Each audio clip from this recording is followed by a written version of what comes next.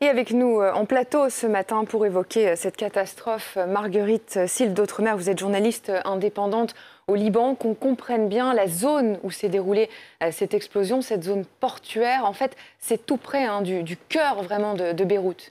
Exactement, en fait, le port de Beyrouth, il est vraiment collé au centre-ville de Beyrouth, donc c'est tout près de quartiers résidentiels qui sont extrêmement fréquentés pendant la journée. En plus, hier, c'était le premier jour d'une journée de déconfinement parce que le gouvernement avait mis en place des jours où il s'agissait de maîtriser la pandémie, donc tout avait été refermé. Donc hier, c'était le premier jour où les gens en profitaient justement pour ressortir un peu sur les terrasses de restaurants ou juste aller flâner dans la rue.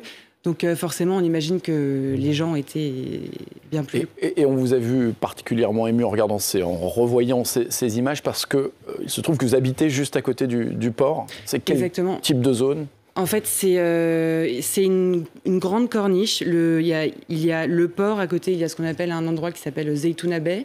Donc c'est un endroit qui est très fréquenté par les Libanais qui aiment beaucoup revenir en famille le dimanche. Il y a beaucoup de restaurants, même dans le centre-ville. C'est des quartiers qui sont très fréquentés. Les touristes viennent beaucoup ici. Donc on imagine vraiment les terrasses bondées, la joie de vivre des Libanais qui adorent se retrouver quand il fait beau. En plus, en ce moment, c'est l'été. Donc vraiment, l'ambiance devait être au rendez-vous. Et malheureusement, ce qui se passe est dramatique. Est-ce que vos proches vont bien sur place ? Mes proches vont bien. Je suis sans nouvelles d'une amie, mais j'attends de voir. Et qu'est-ce que vous racontent les contacts que vous avez pris sur place ? Alors, ce qu'il me raconte, c'est que je pense en particulier à un collègue journaliste qui, en fait, avait dépassé la zone arrivait de la montagne et passé devant le port. Et en fait, l'explosion a eu lieu 15 minutes après qu'il soit passé devant le port. Et en fait, en arrivant chez lui, il est rentré dans son appartement et là, l'explosion a eu lieu. Et il a complètement, selon ce qu'il me raconte, été plaqué par le souffle de la déflagration qui était absolument incroyable et qui a été ressenti à des kilomètres à la ronde. Là, je vous parle d'un quartier qui s'appelle Sinelfil, qui se trouve à peut-être 3 kilomètres du port. Pour être plaqué à 3 kilomètres de l'explosion, c'est quand même d'une violence inouïe. Voilà, après, j'ai d'autres amis dont les fenêtres ont été complètement soufflées dans les immeubles. C'était vraiment terrible. Des explosions qui ont été entendues à 200 km sur l'île de Chypre, notamment. Tout à fait. Et puis, les déflagrations ont été terribles, c'est ce que vous disiez. Il y a énormément de blessés. Les hôpitaux de la ville ont été submergés depuis ces explosions. Les autorités ont décompté pour l'instant, parce que c'est toujours malheureusement un bilan provisoire, 3700 blessés. En cause notamment des blessures avec tous ces éclats de verre qu'on évoquait à l'instant avec le souffle de ces explosions. Ce verre, il est partout dans la ville. Toutes les vitres d'immeubles, de voitures ont été soufflées sur des centaines de mètres à la ronde. Écoutez ces témoignages qui ont été recueillis devant un hôpital de Beyrouth. Et Emmanuel Macron s'est entretenu avec le président libanais. Il a exprimé son soutien, celui de la France. La France qui envoie dès aujourd'hui 2 avions militaires à Beyrouth, à bord un détachement de la sécurité civile composé de 55 personnes et puis 15 tonnes de matériel également. Oui, du personnel urgentiste français se déplace également en renfort dans les hôpitaux de Beyrouth. Décollage prévu en milieu de journée de l'aéroport de Roissy-Charles de Gaulle. Et puis pour des informations sur la situation au Liban, l'ambassade de France à Beyrouth a mis en place un numéro vert, vous le voyez, le 900, le plus 961 1 420 292. Il y a eu énormément de réactions, évidemment, après cette catastrophe au niveau international. Beaucoup de pays qui ont proposé leur aide au Liban. Oui, tout à fait. Il y a eu, entre autres, la Russie. Alors, il y a eu aussi le Qatar qui a proposé qui envoie, il me semble, aujourd'hui des hôpitaux de campagne. Il y a eu aussi des réactions de la Russie. Vladimir Poutine, à travers un communiqué, a déclaré partager le chagrin des Libanais. Il y avait aussi évidemment l'Iran qui est très présent au Liban et Mohamed Javad Zarif a, via un tweet hier, apporté tout son soutien aux Libanais. Parce que la situation est déjà compliquée au Liban avec cette crise économique, cette terrible crise. Exactement, la situation au Liban est, pour ne pas dire, la situation est catastrophique en réalité. Ça fait déjà plusieurs mois, si on se rappelle,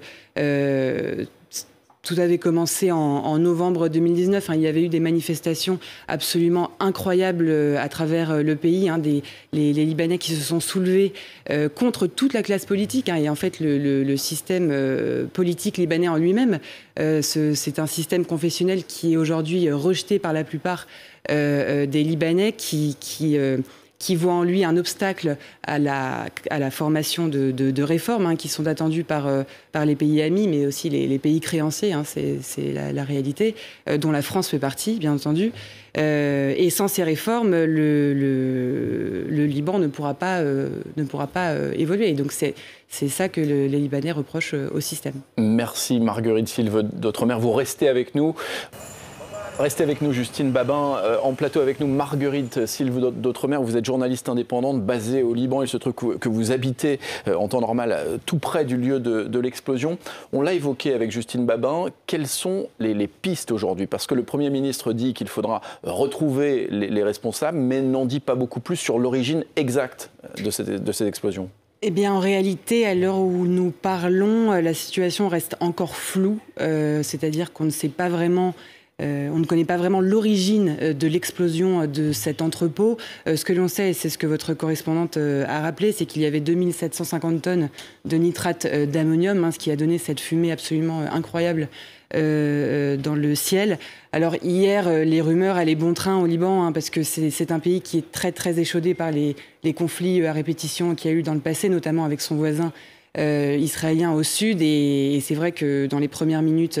où les vidéos ont commencé à circuler sur les réseaux sociaux, il y avait beaucoup de gens qui pointaient du doigt l'État hébreu en disant c'est une attaque, nous sommes victimes d'une attaque, encore et toujours.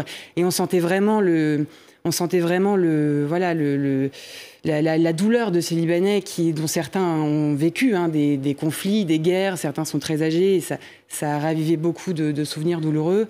Donc pour en revenir à votre question, à l'heure où nous parlons, il y a ces rumeurs, mais qui semblent infondées, puisque Israël a depuis complètement démenti et même proposé son aide humanitaire. C'est une première.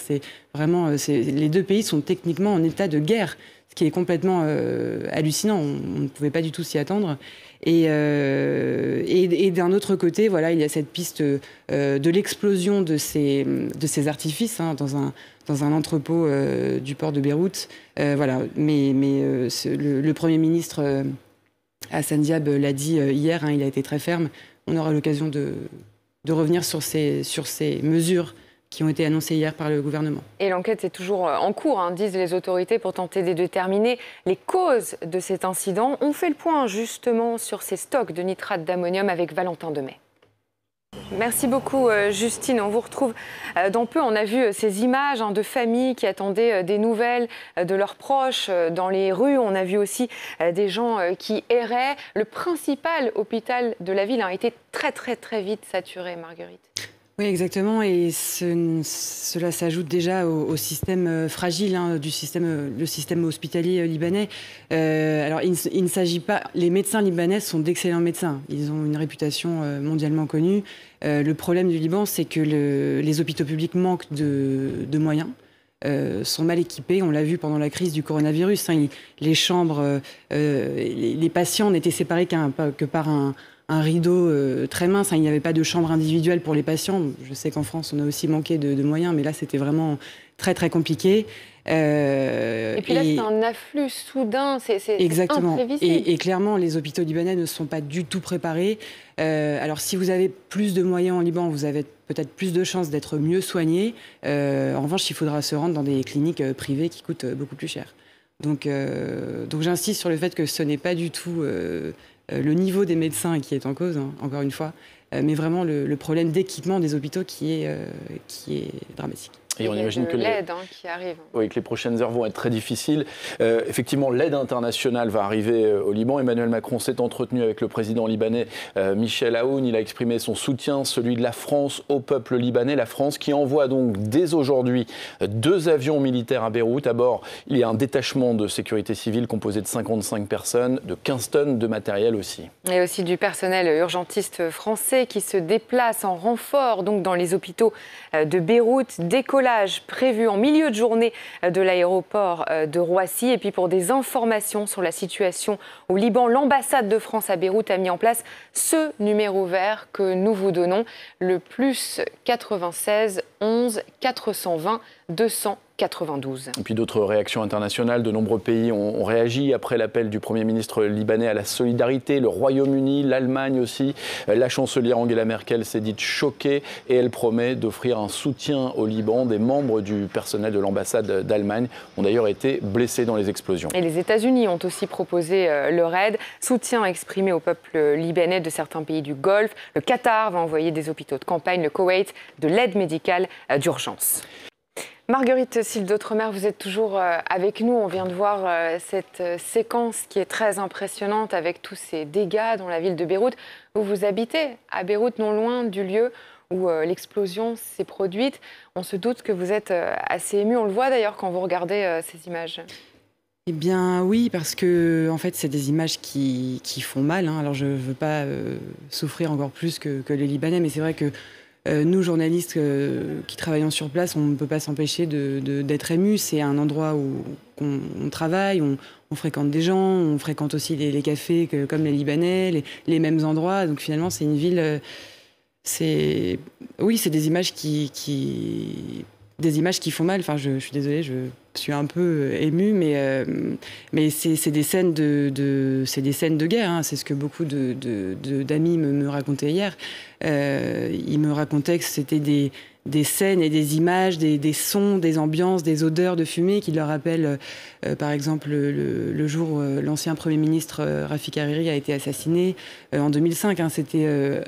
à peu près la même configuration. On était sur la corniche, une explosion incroyable qui a été ressentie à des kilomètres à la ronde, dans un souvenir un peu plus lointain. Alors, il ne faut absolument pas tout mélanger, mais l'attentat du Drakkar dans les années 80, c'était aussi une explosion monumentale.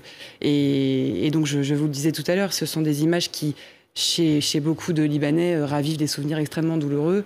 Et même si nous, journalistes, nous devons garder une certaine neutralité vis-à-vis de ces situations, c'est vrai qu'on ne peut pas s'empêcher de ressentir la même chose. Et on vous remercie beaucoup d'avoir témoigné ce matin sur le plateau de BFM TV dans Première Édition. Il est 6h57, une pause avec la météo et on reparle de cette explosion, de cette double explosion dans un instant. Ce qui s'est passé aujourd'hui ne passera pas sans que des comptes soient rendus. Les responsables de cette catastrophe devront rendre des comptes. C'est une promesse faite aux martyrs et aux blessés. C'est un engagement national. Marguerite Sylve d'Outremer, vous êtes journaliste indépendante basée au Liban. Le Premier ministre a aussi fait une série d'annonces après cette intervention. Oui, tout à fait. Il n'a pas tardé à réagir. Sa réaction a été extrêmement ferme. Parmi ces annonces, il y a la mise en place d'une commission d'enquête spéciale qui promet de donner plus d'informations sur l'explosion dans les 5 jours qui suivent. Donc ça sera à suivre dans les 5 jours. Il y a aussi la mise en place d'un état d'urgence de 2 semaines, donc jusqu'au 18 août, ce qui signifie que l'armée, sous le commandement du général Joseph Aoun, en fait, va prendre en charge toute la sécurité du pays, y compris les pompiers, les secours, etc. Les mesures sociales, concrètement, Hassan Diab a annoncé un dispositif financier pour l'hospitalisation des victimes et des compensations financières pour ces mêmes victimes. Il a promis également des hébergements d'urgence, dont des écoles qui seront mises à disposition. Il a également déclaré que le prix des matières premières pour la reconstruction des maisons sera plafonné, ce qui signifie que les gens ne débourseront pas plus d'une certaine somme. Aussi le blé qui était dans le gros hangar qu'on a vu sur les images, ce blé sera remplacé et le port de Beyrouth qui est désormais hors d'usage, eh bien toutes les importations et les exportations transiteront maintenant vers le port de Tripoli au nord du pays.